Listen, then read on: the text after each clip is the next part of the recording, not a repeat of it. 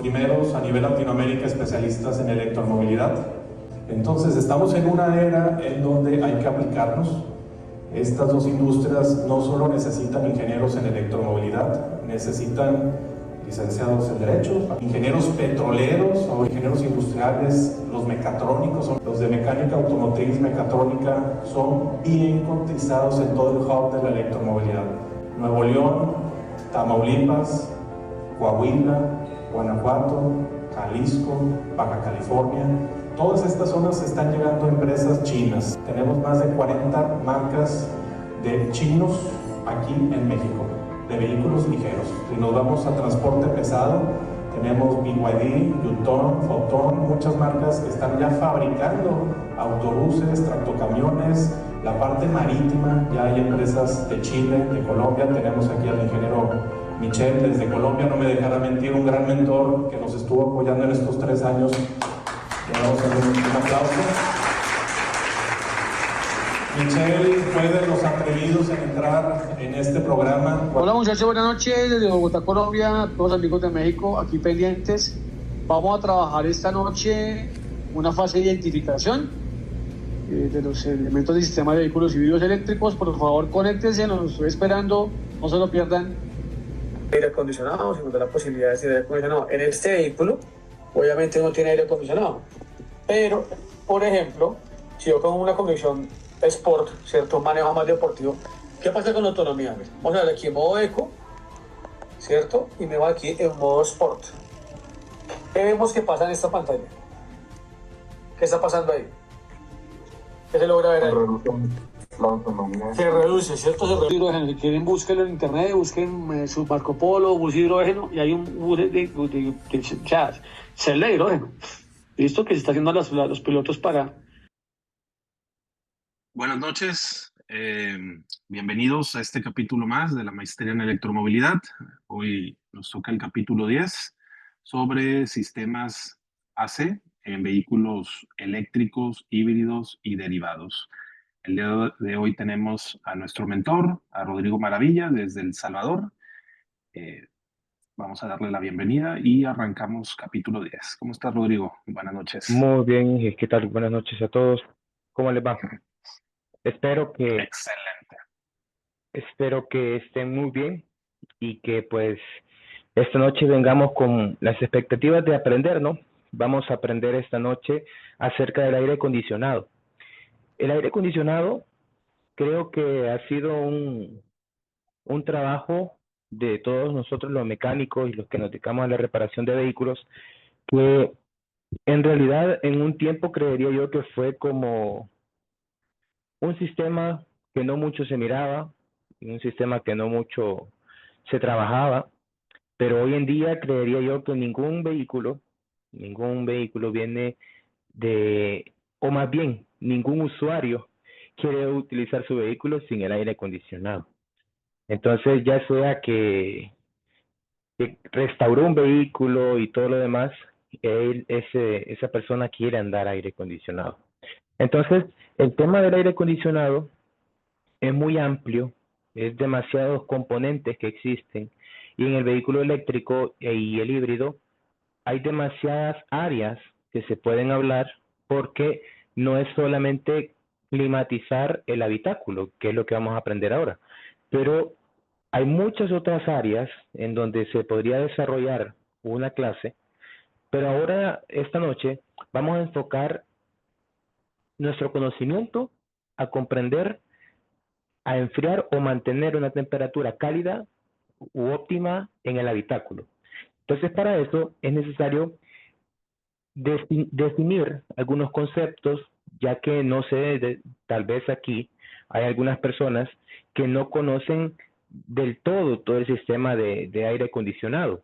Entonces, el aire acondicionado vamos a aplicarlo de manera básica al principio ahorita, de cómo funciona, cómo es su ciclo. Tal vez algunos de ustedes lo conocen perfectamente, y entonces ese ciclo de funcionamiento lo vamos a aplicar de nuevo al vehículo eléctrico y al vehículo híbrido. Entonces, vamos a empezar, vamos a iniciar la explicación del ciclo de funcionamiento. Entonces, vamos a partir desde componente que todos, y más bien ahora vamos a ver a profundidad, que es el componente del compresor. El compresor es nuestro componente importante en donde ahí surgen muchos cambios. Ahí parte, más bien dicho, algunos cambios de los que vamos a comprender.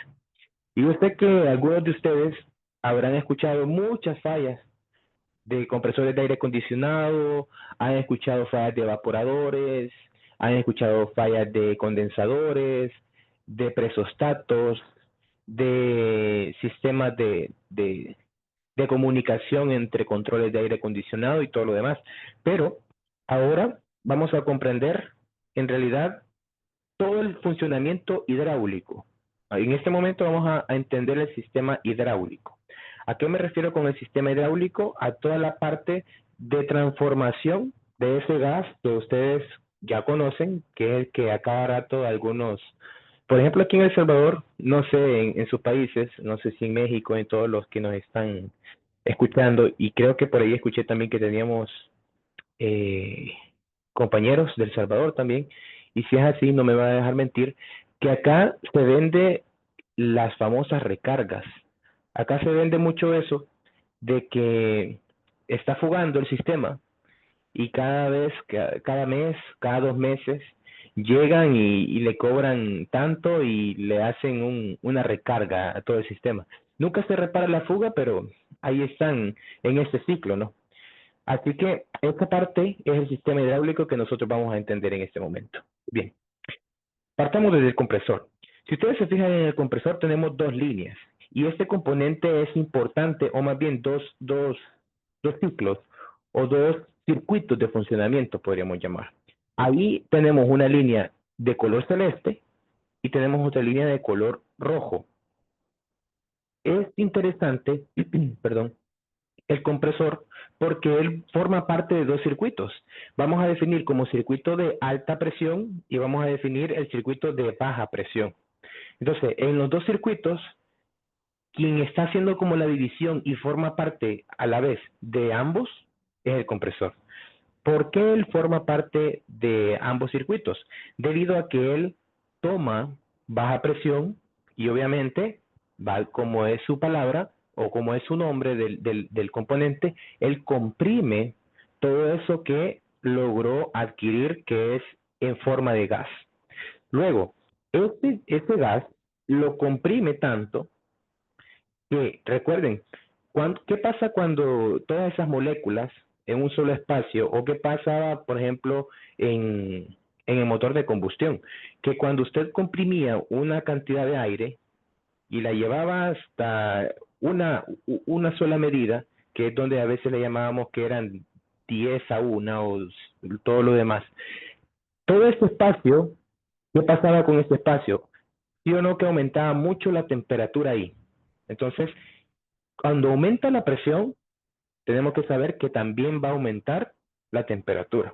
Por esta razón, el compresor, cuando empieza a aumentar la presión, también aumenta mucho la temperatura. Y por esta razón, ahí está dibujado en color un rojo intenso. Luego, no nos funciona de esa forma. Tenemos que hacer una transformación de ese gas. Hasta esa presión o hasta esa tubería de alta presión, tenemos gas, o sea, tenemos el componente del refrigerante en estado de gas y lo tenemos en alta presión. ¿Qué necesitamos ahora? Hacer una transformación de su estado. Entonces, vamos a transformarlo, el refrigerante, el gas refrigerante, en estado líquido. ¿Y cómo vamos a lograr eso? Bueno, se logra bajando su temperatura, podríamos decir, de forma controlada. Y por esa razón, por ahí está dibujado un ventilador. Entonces, este ventilador se encarga de enfriar todo el gas que viene a alta presión desde el compresor. Y por esa razón se llama condensador, el componente que nos va, valga la redundancia, a condensar todo este circuito. ¿Qué va a pasar con esta condensación? Bueno, se transforma en líquido, ¿ya? Cuando la transformamos en líquido, ahora tenemos líquido alta presión y alta temperatura aún, ¿ya? Todavía tenemos alta temperatura y por eso está en color amarillo o naranja, podríamos llamarlo. Luego, ¿qué va a pasar con ese componente? ¿Cómo podríamos? Obviamente pasa por un filtro deshidratador, pero el más importante aquí que quiero detenerme a explicar es la parte de la válvula de expansión, o lo que le llamábamos, no sé, en algunos países le tienen varios nombres distintos, pero ahorita le vamos a llamar válvula de expansión termostática. Y en este caso está dibujada una tipo bloque por ahí. Entonces, esta válvula lo que hace es, por un orificio que está calibrado, todo ese gas, perdón, ese líquido, lo hace como en forma de spray, ¿ya? Lo atomiza. Entonces, cuando lo atomiza, ¿qué va pasando ahí? Va bajando la presión y en ese momento que va bajando la presión, también sigue todavía aún en estado líquido.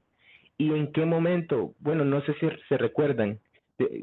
Yo sé que todos ahorita estamos en esto de la electromovilidad, pero aún tenemos por ahí un vehículo a combustión.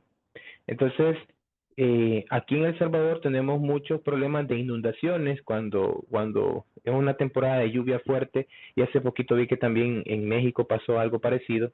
Entonces, ¿qué pasaba cuando usted metía en un espacio o en una calle inundada su vehículo que, no sé, era algo bajo de suspensión y usted quería pasar esa gran cantidad de agua?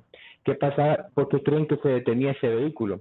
Toda esta agua la aspiraba el sistema de admisión, en el de combustión obviamente, y iba para el colector de admisión.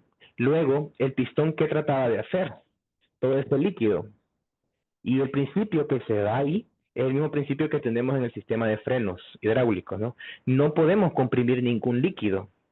Ahora usted creerá que es correcto que al compresor todavía que tenemos en la válvula de expansión o en el evaporador, antes de ganar calor, todavía tenemos líquido. ¿Creen que es correcto llevarlo hacia el compresor?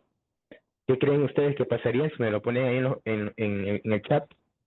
¿Qué creen ustedes que pasaría si llegamos todo el líquido del gas refrigerante directamente hacia el compresor? ¿Ustedes creen que va a pasar algo bueno ahí? Eso va a ser, ahí está, se daña el compresor. Obviamente se va a dañar el compresor porque el líquido no se puede comprimir. Entonces adentro, en algunos tipos de compresores, tenemos unos flappers que esos empiezan a dañarse y después tenemos fallas intermitentes y los manómetros están como sin ninguna calibración. Pero eso podríamos en algún momento hablarlo como falla. Bien, entonces, ¿qué se hace para que no llegue ese gas refrigerante en estado líquido? Va a ganar calor. ¿Y cómo gana calor? Pues tenemos un componente que es el evaporador, y la caja del evaporador tiene un ventilador. Ese ventilador aspira aire o de fuera del vehículo o aspira aire de dentro del habitáculo. Entonces, al aspirar ese aire que está, póngale a unos 35 o 30 grados centígrados, y el evaporador a unos 6 grados centígrados, ¿quién creen que gana calor? Obviamente el evaporador. ¿Y quién pierde calor? Es el aire que pasó por ese evaporador. Por esa razón, por las rejillas de ventilación a usted le sale ya frío porque ha perdido calor ese aire, y quien lo ganó fue el evaporador, pero internamente quien lo ganó fue el gas refrigerante. Por esta razón es que después se convierte de nuevo a gas y retorna hacia el compresor. Creo que hasta ahí me he explicado bien de cómo es el circuito hidráulico del aire acondicionado. Entonces, esto era en el convencional. Esto era en el sistema de aire acondicionado convencional. El que todavía hay mucho trabajo, pero que ahora en día no se va a seguir utilizando en el vehículo eléctrico, porque el compresor que teníamos era movido por medio de una faja de accesorios con la fuerza motriz que daba la combustión. Entonces hacíamos mover una polea. Entonces ahora ya no se puede hacer de esa manera. En el vehículo eléctrico tenemos, obviamente, el confort que entrega el vehículo eléctrico es muy grande, ustedes lo saben, y los que tienen diariamente que manejan un vehículo eléctrico, ya no se compara la comodidad que entrega un eléctrico a uno de combustión, aunque sea muy nuevo el de combustión. Él le entrega mucha comodidad, en ruido y en todo lo demás. Pero por esta razón ya no tenemos un motor de combustión que nos va a mover el compresor, pero ahora sí tenemos una fuente de energía que es nuestra batería. Desde ahí parte todo, y obviamente ustedes han visto todo esto del tema de baterías, han visto el tema de los inversores y todo lo demás. Pero ahora es necesario hacer uso de esa energía de la batería para convertirla y usarla y hacer mover, ya vamos a ver en los componentes que tenemos por aquí, hacer mover un componente que nos haga comprimir de nuevo lo que hacía el compresor en el de combustión interna. Esto en el lado del vehículo eléctrico. Entonces, en el lado del vehículo eléctrico, no solamente, como yo les decía, no solamente tenemos enfriar el habitáculo, hay muchas funciones o aplicaciones del aire acondicionado ahora en día en el vehículo eléctrico. Por, por esa es la palabra, no me recuerdo muy bien, pero obviamente no hay un sistema que podría enfriar algunas cosas, algunos componentes, una batería, por ejemplo, o un motor eléctrico. Sería como muy riesgoso hacer como que ahí exista un compresor y todo lo demás. Entonces, por esa razón tenemos siempre un compresor, pero ayuda para enfriar todos estos sistemas de refrigerante, todo el sistema de enfriamiento por coolant a la batería, pero lo hace con ayuda del aire acondicionado. Y por ahí les he puesto, por esa razón, un diagrama. Este creo que es un Hyundai Kona, si no me equivoco. Un Kona eléctrico. Entonces por ahí teníamos que vamos a tener muchas aplicaciones, pero hoy nos vamos a dedicar solamente al habitáculo. Bien, pero en la otra parte también tenemos el híbrido y me es interesante explicarles también eso porque tenemos ayuda eléctrica y tenemos ayuda de motores de combustión. Y aquí es interesante esto porque, de hecho, me esforcé mucho hace unos años por conseguir un compresor que es algo extraño, porque es eléctrico, pero también es mecánico. Y por ahí se lo voy a mostrar a todos ustedes. Va a aparecer ahí en una diapositiva, pero lo tenemos por aquí, porque en el híbrido, recuerden que siempre tenemos baterías más pequeñas y también tenemos motores de combustión muy eficientes. Entonces, por ahí eso del híbrido es un tema como algo extraño, para mí me pareció extraño, los compresores de aire acondicionado en el híbrido. Pero ahora vamos a entender, vamos a centrarnos en dos tipos de compresores. En el compresor de vehículo eléctrico, que tenemos uno, y compresor de vehículo híbrido. Por ahí lo vamos a entender este componente para que podamos, por ahí creería yo, vamos a comprender algunas fallas que existen en esto. Bien, pasemos a la siguiente diapositiva, por favor, y vamos a ver la parte del híbrido. Ah, perdón, ahí se me olvidaba. Ahora, ¿se recuerdan que en el vehículo convencional cualquiera podía trabajar el aire acondicionado? Cualquiera podría, aquí por ejemplo, en la esquina de una calle se pone un técnico y pone su negocio y pone un cartel que se recarga aire acondicionado y un montón de trabajo que le llega. Pero pasa algo interesante ahora en el vehículo eléctrico y el híbrido. No cualquiera tendría que estar viendo estos sistemas. ¿Por qué? Porque estos sistemas trabajan con alto voltaje. Por esa razón, ustedes van a ser los encargados, o más bien las personas que están aprendiendo, que se están capacitando, van a ser los únicos trabajadores, técnicos, operarios, como le quieran llamar, que pueden trabajar sobre estos sistemas. ¿Que solo va a ser un cambio de compresor? No, o sea, requiere de conocimiento porque no es cualquier sistema que vamos a estar trabajando. Por esa razón, eso requiere que desconectemos el alto voltaje de todo lo que es el vehículo. Bien, entonces, ahora vamos a hablar del compresor. Por ahí tenemos, miren, unas imágenes que en este momento yo también se las voy a mostrar de manera práctica, que vamos a desarmar. Obviamente ya lo tengo casi que desarmado para que, por temas de tiempo, lo tengo desarmado para que ustedes puedan ver un compresor eléctrico y vamos a ver este principio de tipo scroll.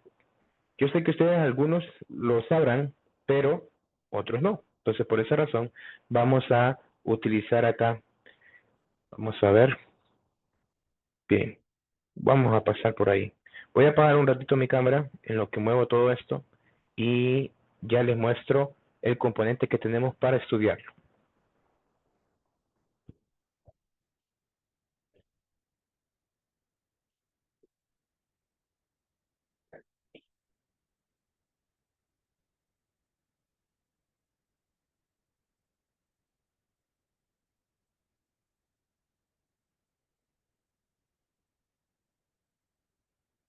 Muy bien. Creo que se mira, ¿verdad? Ahí lo tenemos. Ahorita nos vamos a centrar solo en uno. Vamos a desarmar solamente uno.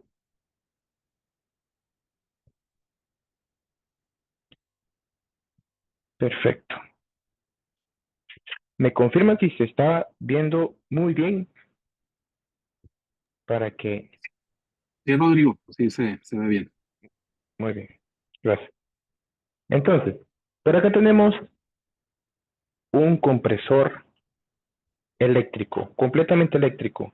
No hay ninguna asistencia mecánica. Y si se fijan, yo le he quitado la tapa por aquí, pero lo que está mostrando en este compresor, obviamente es que acá maneja alta tensión. Si esto estuviera en el vehículo, yo no lo podría desconectar así nomás. ¿Por qué? Miren el cableado que tenemos por acá, obviamente nos está mostrando que tenemos alto voltaje y de hecho tiene un sistema interlock para evitar que alguien curioso se ponga a trabajar en esto y desconectando así nomás cuando todo el vehículo está energizado, evitar que haga o que genere un arco eléctrico. Entonces, bien, se lo voy a mostrar en este momento de esta forma. Hay dos tipos para que ustedes lo vayan comprendiendo. Hay un tipo que tiene el inversor dentro del mismo compresor. Por esa razón es que tenemos solo corriente directa, dos cables. Y si se fijan, vamos a mover esto por aquí. Ahí tenemos solo los dos postes de positivo y negativo. Entonces, toda la transformación que va a haber aquí adentro es un motor eléctrico. Al final de cuentas, vamos a concluir que esto es un motor eléctrico. Y de hecho es un motor eléctrico de imanes permanentes, como en algún momento lo hemos estudiado. Ahora, el principio scroll, vamos a quitar esto por aquí, que ya está desmontado, pero aún tiene unas guías que están como apretadas. Denme un minuto que por aquí tengo algo que me ayude a desarmarlo. Aquí está. Obviamente todo esto, pues, lo tenemos. Ya esto funcionaba, pero ahora ya no, pero que tenemos ocupado solo para las clases.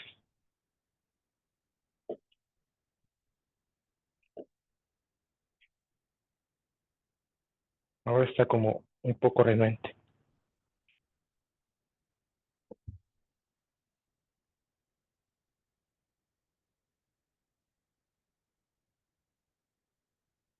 Denme un segundo. Voy a sacarlo de cámara porque tengo que hacerle más fuerza y no quiero mover tanto la cámara.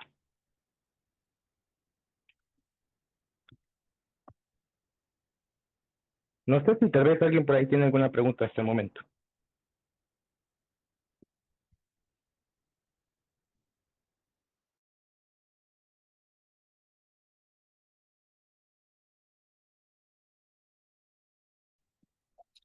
Si funcionaba, Activemos. ¿por qué tú dices que no sirve, que ya no funciona? Es porque se desconectó de mala manera o al desarmarlo te daña.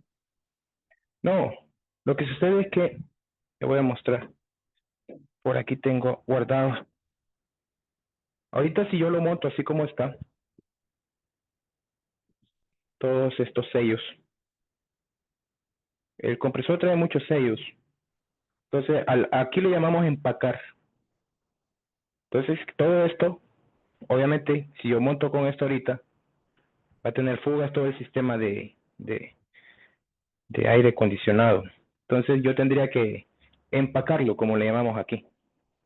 Así como está, ya no funciona. Habría que hacerle un reacondicionamiento. Bien, todos ustedes vieron ahí en la imagen que teníamos antes en la presentación, esto extraño, tipo caracol, ¿verdad? ¿Qué hace esto?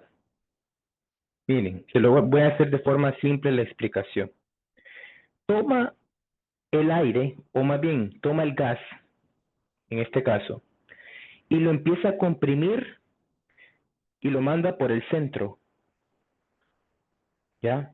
Todo esto, esta espiral, ya, toda esta forma, es para mantener la compresión hacia el centro. Entonces esto se está moviendo en forma de giro, pero bien leve. Pero ¿quién va a estar moviendo esto? Aquí tenemos uno fijo, y por así decirlo, este podría ser, para que me comprendan los que todavía vemos de combustión. Esto podría ser un cilindro y este podría ser el pistón. Ya, así de fácil. Este podría ser a dónde se va a comprimir, porque si te fijan, aquí hay unión entre esta salida, que es el lado de alta, y este orificio que está en el centro.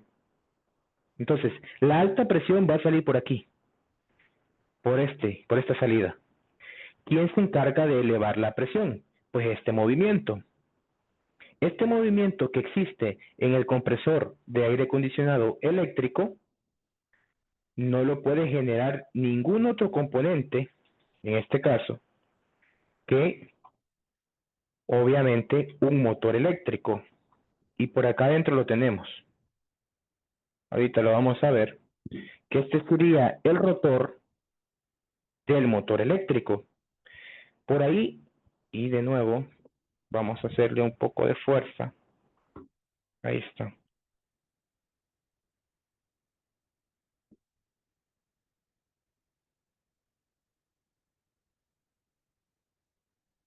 Permítame de nuevo. Vamos a hacerle fuerza afuera. Ya que ahora este me va a costar un poquito más. Y ya se imaginarán por qué. Ya que es un motor eléctrico y que tiene imanes permanentes, sacarlo de su rotor, perdón, sacar el rotor de su estator, va a requerir que yo le haga bastante fuerza.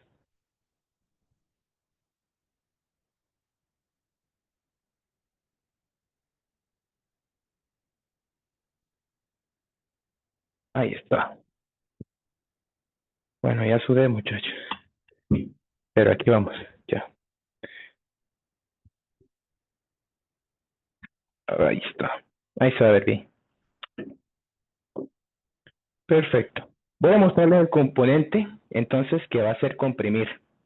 Por acá tenemos un rotor de imanes permanentes. Y para que se fijen, la fuerza, yo en algún momento se los expliqué, la fuerza del neodimio. Si yo para quitar este desatornillador, tengo que hacer, pero una fuerza muy fuerte. La fuerza que tiene este componente, obviamente, es muy alta. Entonces, este componente lo que va a hacer es lo siguiente. Vamos a conectarlo. Cuando yo empiece a girar, miren el movimiento que hace es leve.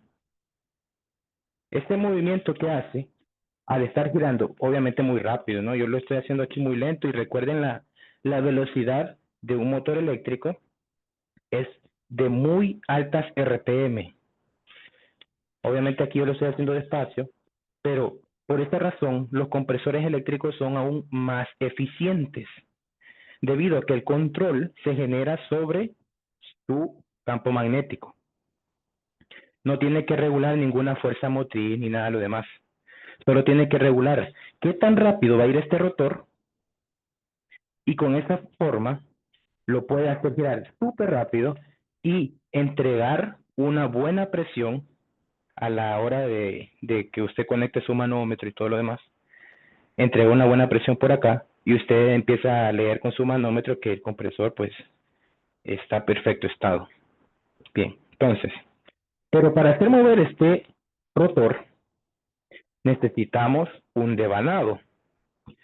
Este devanado se encuentra aquí adentro.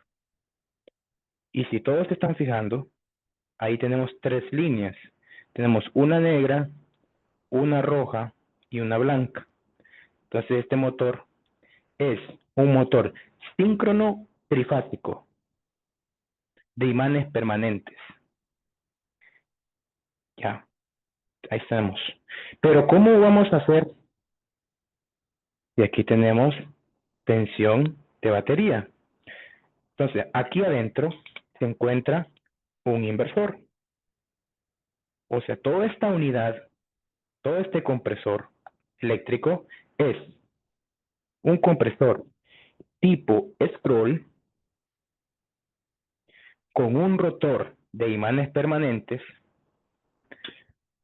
con un estator que nos ayuda a comprender que es trifásico y a la vez con un inversor que es controlado por una unidad de control, por este conector, para hacer la transformación de corriente directa a corriente alterna. Ya. Entonces, por ahí tenemos una obra maestra, diría yo, en este componente. Porque no es tan fácil, creería, no sé ustedes qué creen, pero yo creería yo que hacer este componente tan importante en el confort del vehículo eléctrico es una obra maestra. Entonces, y venir, manipularlo de una forma, y yo no sé, pero las advertencias creo que son muy claras siempre. Tantas advertencias que nos ponen los fabricantes para no cometer errores y todo lo demás. Bien, pregunta del compresor eléctrico.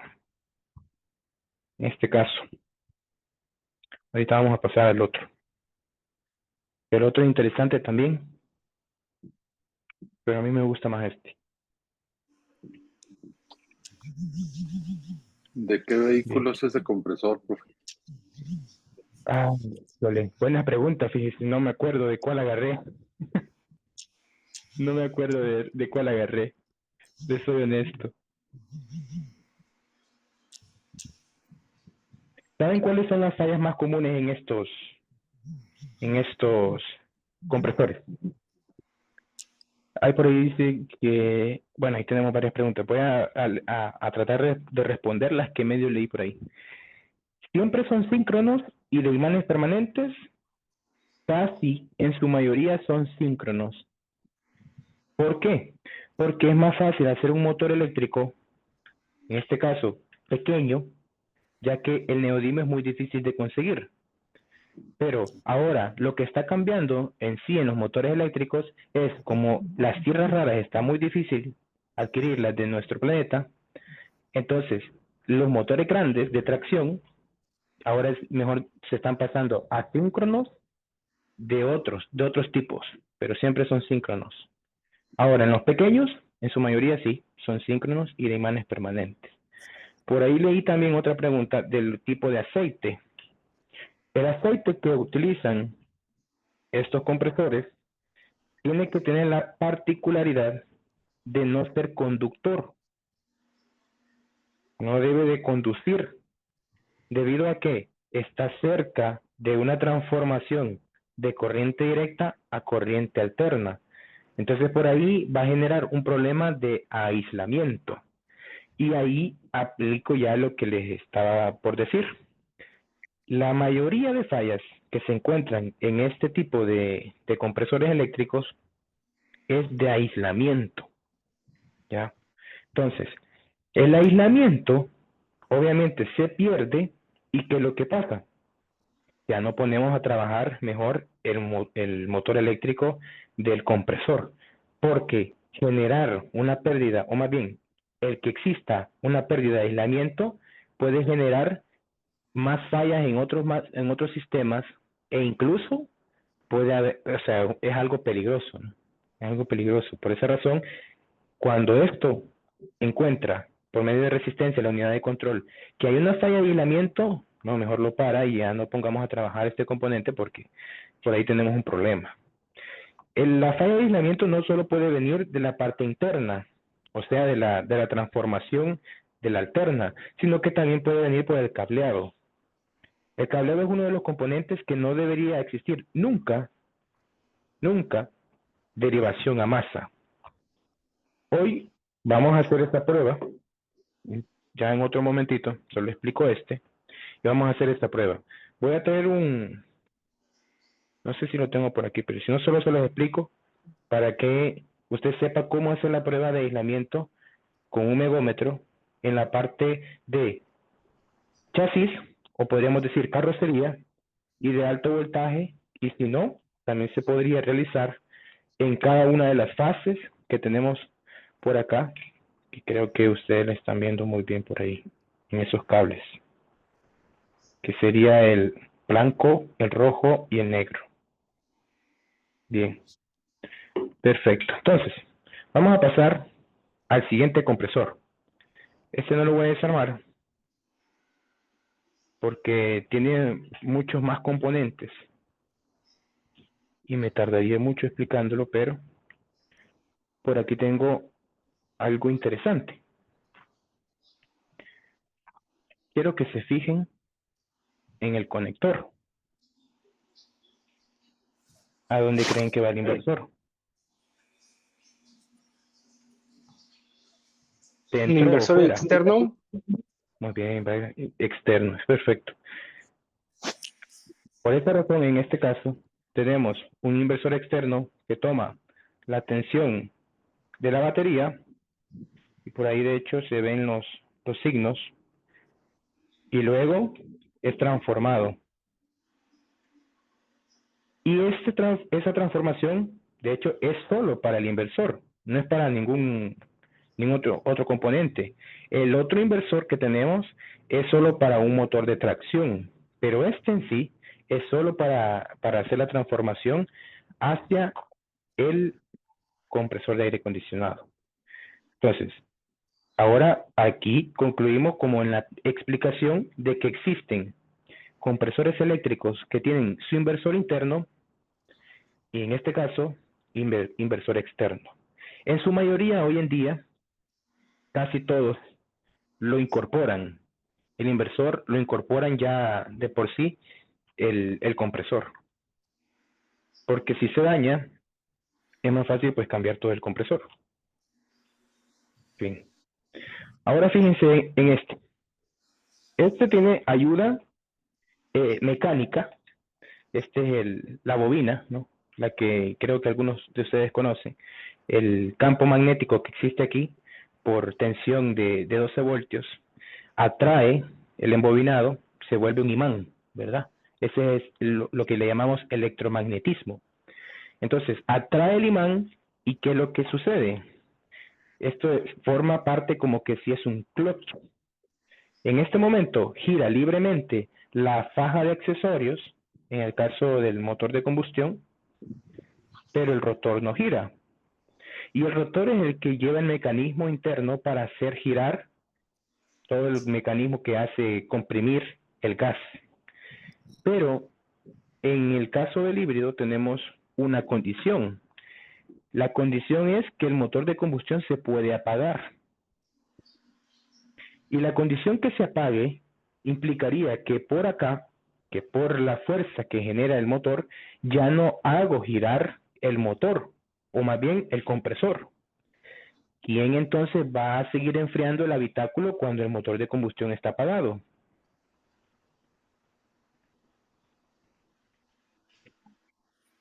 En este caso, un motor eléctrico. Es aún más extraño este compresor porque él te ayuda de manera mecánica y también se ayuda de manera eléctrica. tiene de hecho dos segmentos. La mitad es mecánica, si lo voy a poner por aquí, la mitad es mecánica y la otra mitad es eléctrica. Cuando yo supe que este existía, lo anduve buscando por todos lados para entenderlo muy bien y desarmarlo y verlo todo ahí para saber cómo es que funcionaba. Entonces por ahí tenemos que en realidad es asegurar como que fuera esto, toda esta parte de la parte eléctrica, solo de este lado. Y de este lado, ustedes están viendo un compresor como cualquier otro en el de combustión. Entonces él une ambas tecnologías y aquí tenemos este compresor que es el que ahorita estamos analizando. Bien, ¿alguna pregunta hasta el momento? ¿El eje de estos compresores es el mismo entonces? No, son separados. En Sí, en ese. sí, son separados. Por ejemplo, si yo estoy moviendo la polea, no estoy moviendo el motor eléctrico, no lo estoy moviendo, solo estoy moviendo el mecanismo que comprime, que de hecho ambos tienen la misma salida, comparten la salida de alta y la salida de baja. Pero cuando el mecanismo que se ayuda por el motor de combustión interna está apagado, entonces tiene otro que se ayude de manera eléctrica para comprimir y ese es tipo scroll. ¿Qué tipo de voltaje se maneja ahí? El motorcito ese chavalito, ¿qué tipo de voltaje maneja? El de ayuda, el eléctrico. Me dice amplitud de voltaje, o sea, la tensión máxima que él puede tener. Pues sí, el voltaje de operación. Ok. Un motor eléctrico, normalmente, en estos vehículos híbridos eléctricos, es muy difícil que opere abajo de los 180 voltios. Por esta razón, en el híbrido, ¿saben qué sucede? Que casi siempre tiene que elevarse el voltaje. Por esta razón, dentro del inversor hay una etapa que se llama boost o booster, que toma la tensión de la batería, en este caso, aquí voy a poner haga cuenta de casos que es así. Usted tiene acá tensión de batería, y la batería tendrá unos 201 como en el Toyota Prius, pero no puede operar directamente a ese voltaje. Por esa razón es que dentro del inversor hay una etapa booster que se ayuda con un reactor a elevar, así como en la bobina de encendido. No sé si se recuerda qué pasaba con la bobina de encendido cuando en el circuito primario le inducíamos 12 voltios y luego le quitábamos 12 voltios. Había un pico de voltaje y ese pico lo toma como ayuda para un reactor. Ese reactor, por ejemplo, en el de combustión, el secundario lo elevaba hasta 15.000, 40.000 voltios. Pero en el inversor, ¿qué es lo que sucede? Que se eleva hasta 600, 650 voltios, en este caso de directa siempre. Por esta razón, en este vehículo, aquí está en este compresor, en el que le enseñé, en el eléctrico, aquí podríamos manejar fácilmente una tensión de 300, 400 voltios. En el eléctrico tenemos una ventaja, que nuestras baterías ya son de más de 300 voltios, la mayoría de 400. Entonces, por esa razón es que no ocupamos booster, como en el híbrido. Por esa razón, estoy seguro que maneja 400 voltios de operación. Bien, creo que ahí se respondió esa pregunta. Bueno, si les parece, no hay ninguna pregunta y seguimos avanzando en la presentación. Pero si hay alguna pregunta, me lo hacen saber y... El gas que maneja, el gas muy bien. digo, estábamos hablando del aceite, el aceite que se maneja, ¿verdad? Pero también el gas, me imagino que Sí, debe tener las mismas propiedades, ¿no? Dieléctricas. correcto. Fíjense que el tema del gas es más allá que solo las propiedades dieléctricas, porque el gas es un componente muy contaminante para nuestro planeta. Entonces, si se recuerdan, en su tiempo, no nos vayamos muy lejos, sus refrigeradoras hace muchos años manejaban un gas que le llamaban R2 o R22, si no me equivoco. Este gas es muy contaminante. De hecho, hay algunos vehículos hoy en día que en la viñeta del cofre o del capó, no recuerdo, no sé cómo le llamarían ustedes, pero en la parte del cofre de motor hay unas viñetas.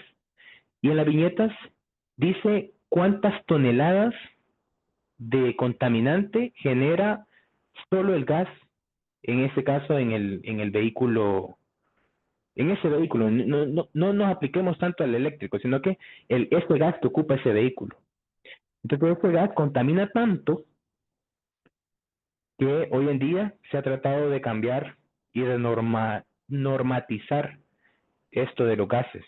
Por esa razón, ahora en algunos ya no se ocupa 134A, sino que 1234YF. Y hoy yo he visto también en los eléctricos el 1234YF, y las propiedades dieléctricas las tiene el aceite. De hecho, algunos compresores traen el tipo de aceite que debería de ser utilizado. Por ejemplo, este. Yo lo voy a poner por ahí para que, por si alguien, no sé, quiere tomar foto o algo. No sé si se va a ver. Y si no, yo se lo digo. Dice, ¿lo ven por ahí? No, ¿verdad? Oil SE. Un tantito para atrás, para que enfoque la cámara. Tantito más atrás. No enfoca. No enfoca, ¿verdad? Quiero ver. Si no, se lo digo. Dice, use aceite solo, dice. Solo aceite SE y es Y. O sea, eso es el tipo. Quiero ver si muevo la luz.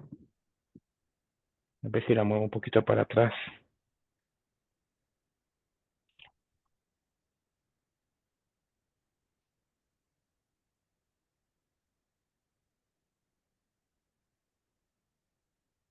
SE10Y, dice.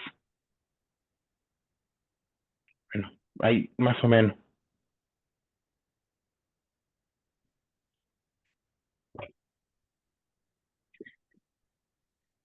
Bien.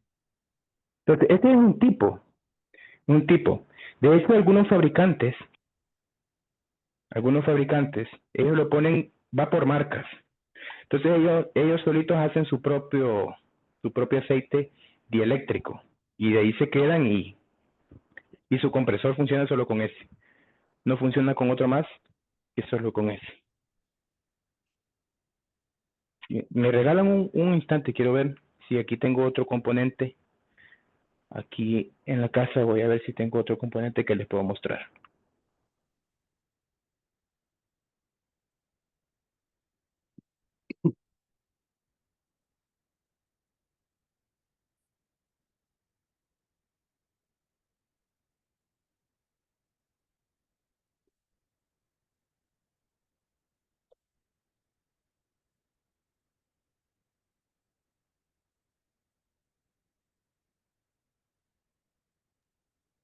Bien.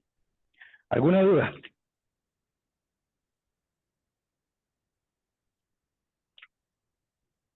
Miren, los compresores en sí podrían seguir teniendo las mismas fallas en los anteriores.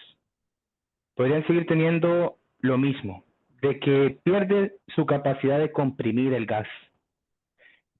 El tema de los vehículos eléctricos es que no solo va a enfriar el habitáculo, enfría de hecho por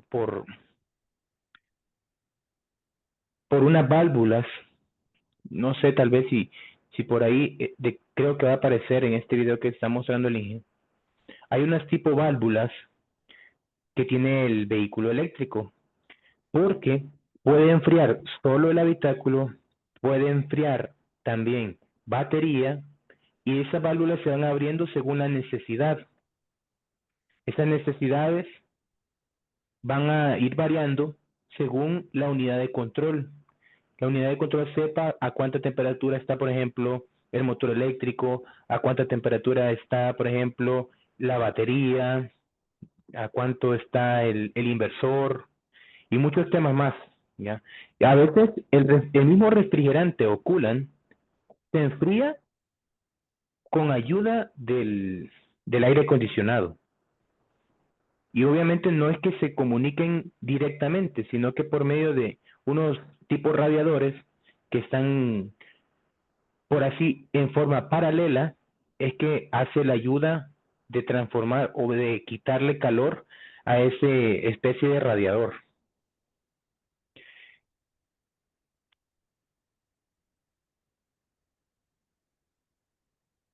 Sí, es correcto, el R2 será el más contaminante. Obviamente eso ya se dejó hasta de fabricar por el tema del medio ambiente. Era un tema, o más bien, eran unos gases que de verdad que contaminaban, pero muy grande, mucho contaminaban el aire.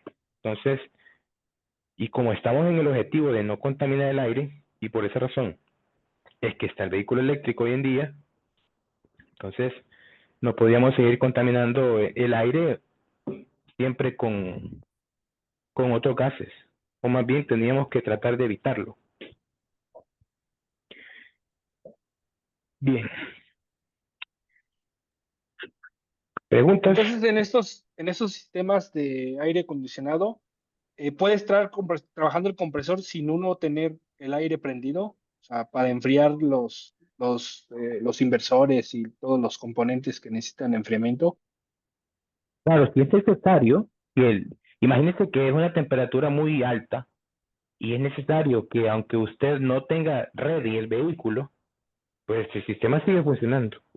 El sistema, recuerde por ejemplo, en el de combustión teníamos la condición de que tenía que estar encendido el motor de combustión, porque era un tema de que de ahí venía nuestra fuente, ¿no? En la batería no, porque pues no necesitamos tener funcionando nada. Nuestra fuente, ahí la tenemos, y ella puede tomar energía según sea necesario. Voy a apagar mi cámara, me disculpen un momento, voy a pasarme para la mesa.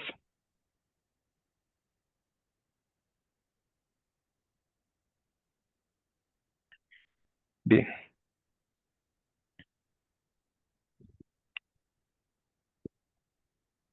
Bueno, muchachos, el tema de los compresores creo que se comprendió muy bien, y por ahí puse unas imágenes de lo que vamos a estar viendo. Ustedes ahora van a estar comprendiendo más bien todo esto de las imágenes. Ah, bueno, ahí está el rotor, ahí está el estator. Es como un motor eléctrico normal que ya comprendemos nosotros, y utilizado o aplicado en el vehículo eléctrico, o más bien en el compresor, que de nuevo es una máquina.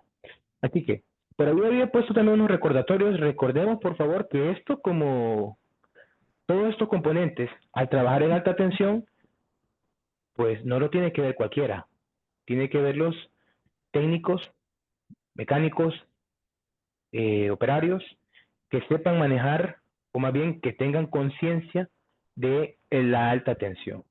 Luego, las pruebas que usted le puede hacer, les decía yo, las más comunes son la prueba de aislamiento, que tomábamos una fase del motor eléctrico y con respecto a carcasa hacíamos la medición dependiendo del voltaje de trabajo. Si su vehículo maneja 700, 800 voltios, pues su tensión de revisión va a ser 1000 voltios. Si su vehículo tiene 300 400 voltios, pues su tensión de revisión va a ser 500 voltios. Y por ahí vamos a saber si existe un buen aislamiento, que como algunos recordarán, son 500 ohmios por cada voltio de trabajo en el vehículo, o más bien en esa máquina eléctrica. Esa es como la regla mínima que debería de cumplir cualquier máquina eléctrica, llámese motor eléctrico en este caso, ¿verdad? Bien, no sé si alguien tiene alguna otra pregunta, alguna duda, algún comentario.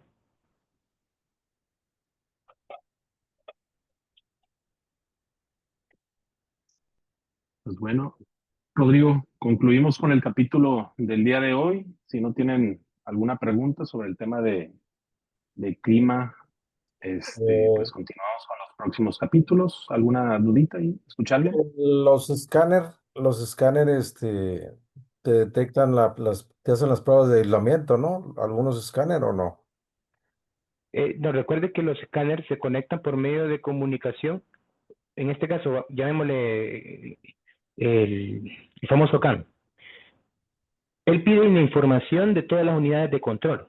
Por ejemplo, ¿qué hace en realidad el escáner? No se ha puesto a pensar que cómo sabe el escáner todo lo que está en el vehículo.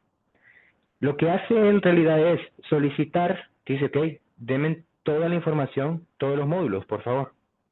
Entonces, en algunos casos, usted ve en la topología de red, por ejemplo, en algunos escáneres, tiene un ABS, un módulo ABS, y el ABS parece que no está, que no hay acceso a él. ¿Qué es lo que pasó en ese momento? El escáner hizo la solicitud al ABS por medio de la comunicación que ellos tienen, y el ABS no respondió, dijo, no tengo nada que decir. Entonces él siguió con el siguiente y ahí encontró otros módulos de control. Entonces el escáner lo que va a hacer en este caso es solicitarle a la unidad de control de alto voltaje cómo está todo el circuito de alto voltaje. Él va a decir, perdón, él va a decir, mira, fíjate que la unidad de control, yo he encontrado con mi resistencia que tengo para revisar el aislamiento, que yo tengo una falla de aislamiento. ¿Y a dónde está ubicada esa falla de aislamiento? En algunas inversores o unidades de control de alto voltaje, no especifica dónde, solo dice falla de aislamiento en el circuito de alto voltaje. Ahora, ¿qué tendría que ir a revisar usted? Inversor, controlador, el aire acondicionado, de hecho, el cargador a bordo, incluso el puerto de carga. Entonces, él solo sabe que existe una falla de aislamiento, más no el escáner hizo la prueba de aislamiento, solo entendió lo que mandaba a decir una unidad, que ella sí constantemente hace una revisión de que no exista pérdida de aislamiento con unas resistencias que él tiene con respecto a carrocería o chasis, como le llamamos. Entonces, no es que el escáner haga la prueba, sino más bien la unidad de control verifica que esto, obviamente previamente lo han programado para hacer eso, verifica que no exista falla de aislamiento, y si existe, genera un código de falla, porque ya está preestablecido que si encuentra, por ejemplo, que esto falló, genere un código fulano de tal, o otro código con número tal. Y si no encontró tal comunicación, se lo hace saber al escáner, porque el escáner es quien ha solicitado saber eso. Ya. Exacto, dice ahí en general. Dice que existe una falla de aislamiento y es correcto. En el caso de que no diga dónde, ¿ya? En el caso de que no diga dónde, solo va a decir en el alto voltaje. Usted es el encargado de dar el diagnóstico, porque los escáneres al final solo son una herramienta de diagnóstico. El diagnóstico lo da usted. El diagnóstico es con su conocimiento, y el escáner es solo su herramienta.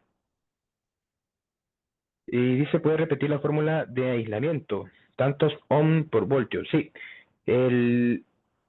la fórmula podría ser, por norma, como mínimo, debería existir en cualquier circuito de alto voltaje 500 ohmios por cada voltio de su batería. Entonces, si su batería tiene 120 voltios, entonces multiplique 500 por 120 voltios, y esa es la medición mínima que debería existir en ese circuito.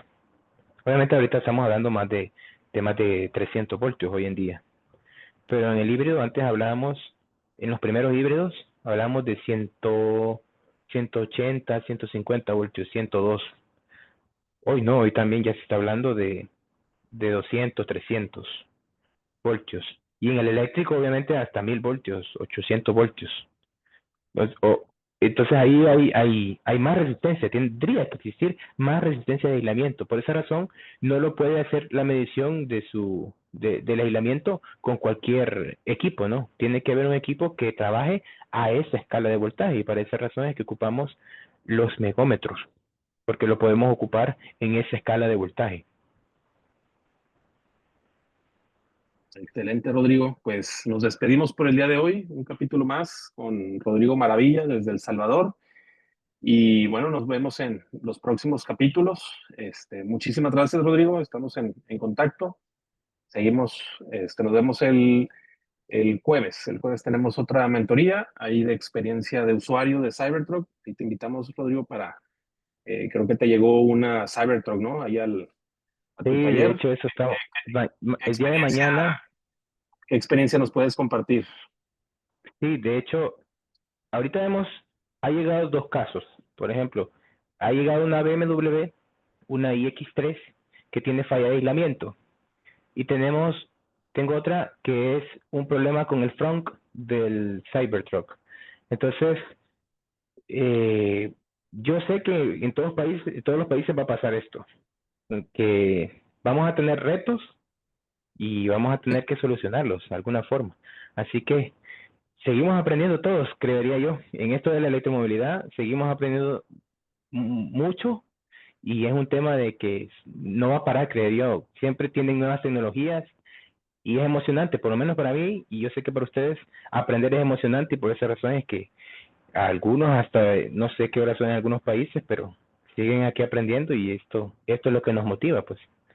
Así que ¿Cuántas Cybertrucks han vendido en El Salvador? en El Salvador solo hay 3 Cybertruck Y una ya llegó contigo. y una ya está con nosotros, sí. Ya y de hecho es un problema que no es que el vehículo de por sí sea malo, porque o que haya fallado él solo. Por falta de conocimiento en un taller de detailing, hicieron como es que es algo vergonzoso, diría yo, ver que un componente eléctrico, estamos viendo que es un componente eléctrico, y dos muchachos ahí tratando de hacerle fuerza para que baje, ¿no? Así como, no, que tiene que bajar, y haciéndole mucha fuerza, y por ahí se desconfiguró todo el trunk, que de hecho estamos ahí todavía en el tema ese de tratar de solucionarlo, porque con Tesla creyó para nosotros, para mí, es muy nuevo esto del tema del Cybertruck, porque apenas y este año ingresaron. Este año estamos en octubre, ¿verdad? Los Cybertruck acá ingresó uno en enero y todo fue un boom ahí que salió en todas las noticias, aquí nosotros lo vimos y en las redes sociales. El segundo entró ahí por mediados de año y el último acaba de entrar. Entonces, no sé cuál de los tres es el que ahorita me ha llegado a mí, pero es un caso de que no es que falló el carro, sino que por falta de conocimiento dañaron ese vehículo y no sabían qué hacer después que causaron esta falla. El de la BM sí creería yo que fue caso de que el usuario, a veces la gente cree que solo porque falló un carro ya todos los carros son malos, todos los vehículos eléctricos son malos. Pero imagínense, si lo resumimos en estas dos conclusiones. El Cybertruck, una mala manipulación.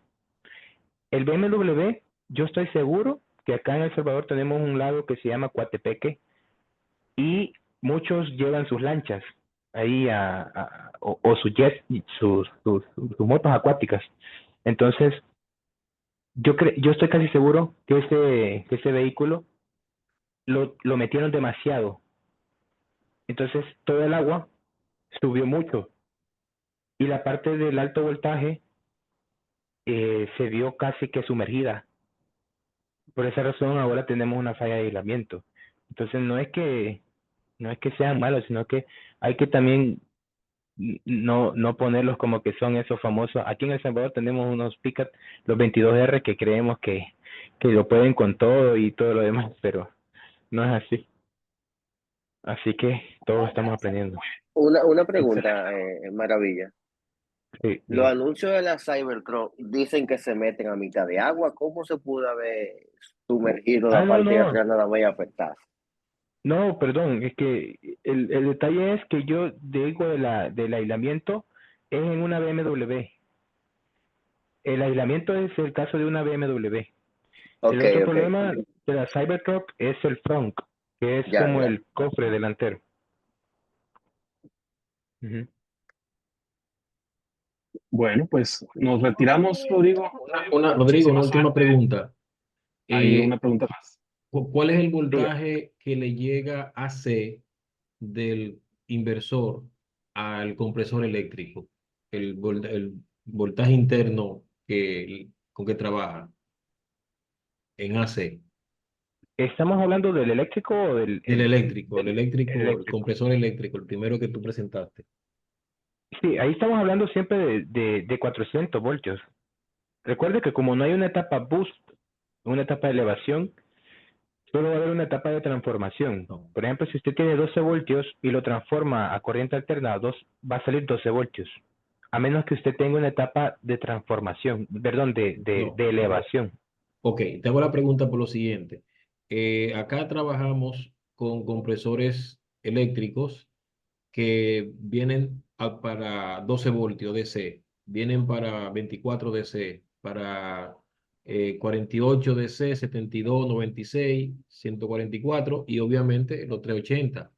Entonces, la pregunta mía es, en todos esos modelos, el inversor interno que va a convertir de 12 al voltaje AC de 24, 72 y todo lo que mencioné, me imagino que debe haber un voltaje común en AC. Entonces hago la pregunta, si tú sabes cuál es ese voltaje, serían 480 AC, 400 AC, o 350 AC, no importa que el voltaje de DC sea de 12 voltios. Pregunto. Ok, creería yo que usted me está hablando de compresores de 100% aftermarket, eléctrico. Ajá. sí, que son como para adaptaciones, ¿verdad? Bien, para las conversiones, exactamente. Por ejemplo, Ujú.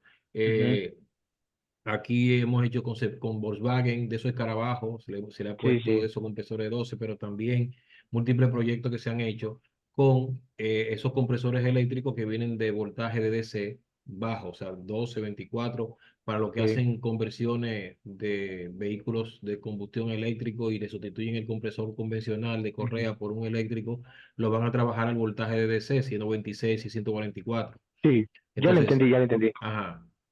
Ok, sí, más bien el caso que nosotros acabamos de explicar, por ejemplo, es solo de diseño original de fabricante. En el caso de fabricantes de adaptaciones para convertir un sistema de aire acondicionado convencional a eléctrico, tendríamos que ver la información técnica del fabricante. Por ejemplo, y Ok. aquí yo le estoy mostrando, por ejemplo, Ujú. lo que hemos analizado del fabricante. Pero yo me atrevería a decir, no he analizado esos compresores porque tendríamos que ver la ficha técnica y todo lo demás, pero me atrevería a decir que no es suficiente trabajar con 12 voltios de DC a AC con 12 voltios, porque 12 voltios es lo que me genera una bobina captadora en un distribuidor, imagínense. Espérate, creo que no me expresé bien. Ok, Ujú. los compresores originales de fábrica, si has tenido la oportunidad de medir el voltaje AC que le llega al motor eléctrico, si tú tienes conocimiento de ese voltaje, si agarraste un tester en AC y mediste ese trifásico, te va a dar 380, 480, 400. ¿Cuál es ese Correcto. voltaje? Ese que me Sí, pregunto. la misma Dámelo, tensión de batería. dámelo los originales, Ok, misma tensión de batería. Esa sería la respuesta. la respuesta. Es la Ok, misma tensión de batería porque no hay ninguna etapa boost, ninguna etapa buck. ya. Ok, gracias. Perfecto. Muy bien, ya saben. Listo, Rodrigo. Muchísimas gracias por todos los que Gracias a participaron. todos. Nos vemos. El jueves tenemos mentoría, igual 8 de la noche, para que se agenden. 8 de la noche, horario México. Gracias, Rodrigo. Saludos a Muy bien, todos. saludos a todos. Buenas noches.